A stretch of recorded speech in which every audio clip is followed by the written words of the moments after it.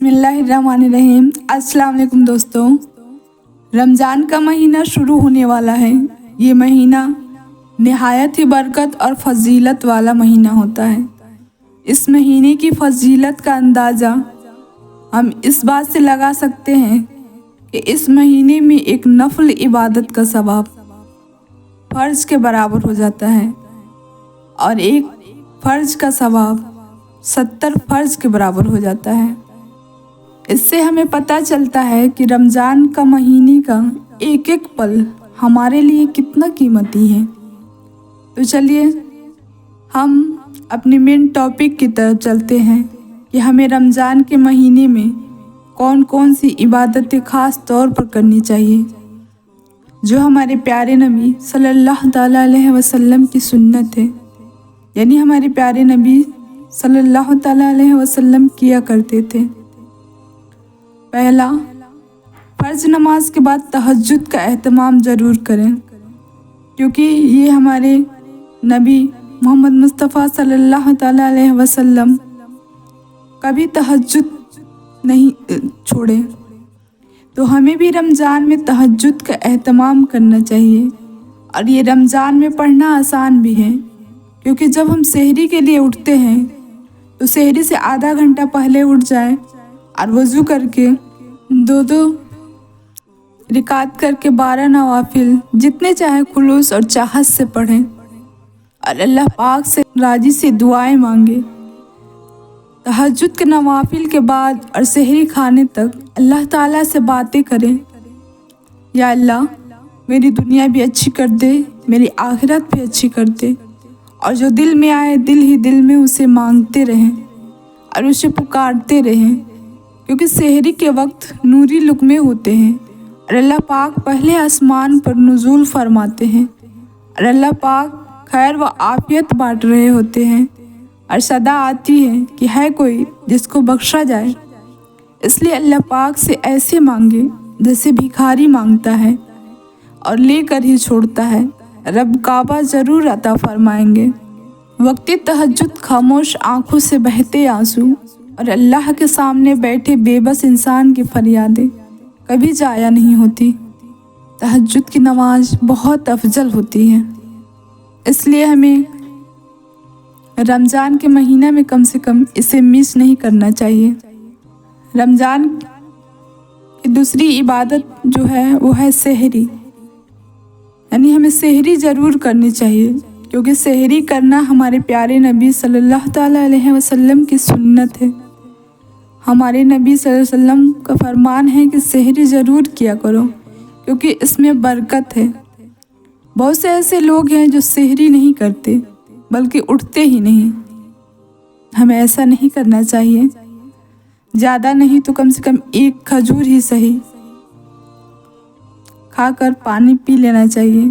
तीसरी इबादत रमज़ान के महीने में रोज़ा है। रोज़ा किसी भी सूरत में हमें नहीं छोड़नी है, बस शरीयत जिस चीज़ में इजाज़त दे उसी हाल में छोड़नी है।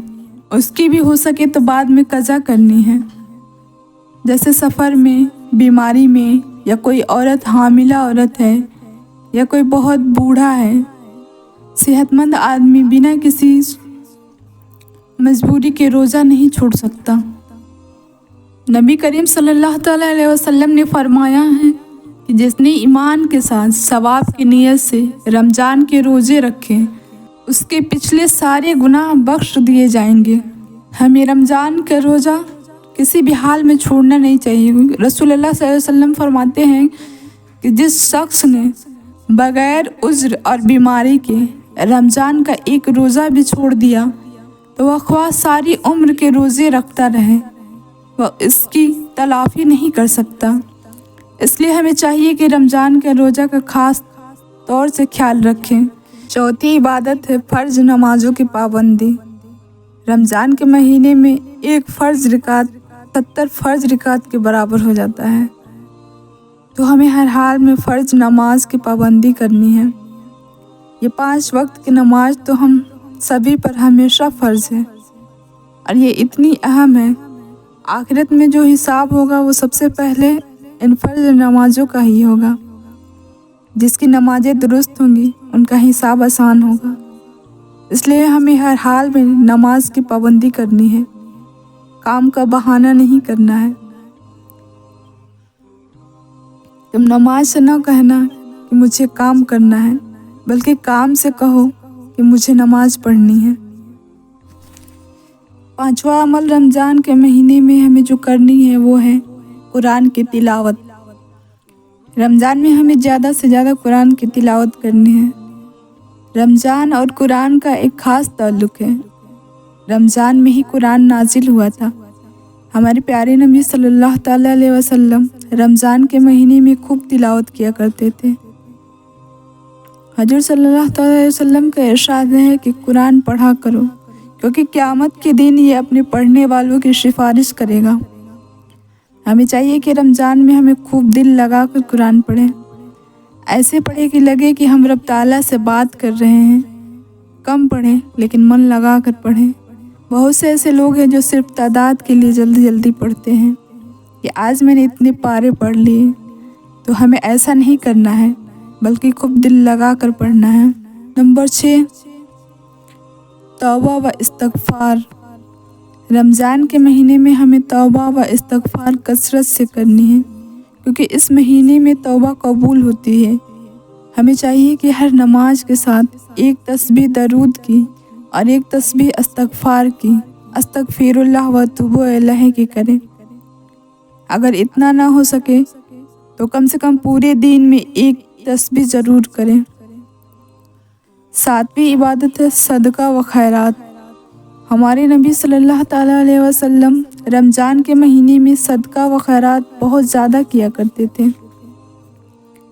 صدقہ و خیرات تو ویسے ہی بہت فضیلت رکھتا ہے، رمضان کے مہینے میں اس کی فضیلت اور بڑھ جاتی ہے۔ 8واں عمل صبر و تحمل ہے۔ جب ہم روزہ رکھتے ہیں تو ہمارے اندر چڑچڑاہٹ آ جاتی ہے، بچوں پر، بیوی کو شوہر پر۔ اس حالت میں ہمیں صبر کرنی ہے۔ بعض دفعہ دوسروں سے بھی کچھ جھنجھٹ ہو جاتی ہے۔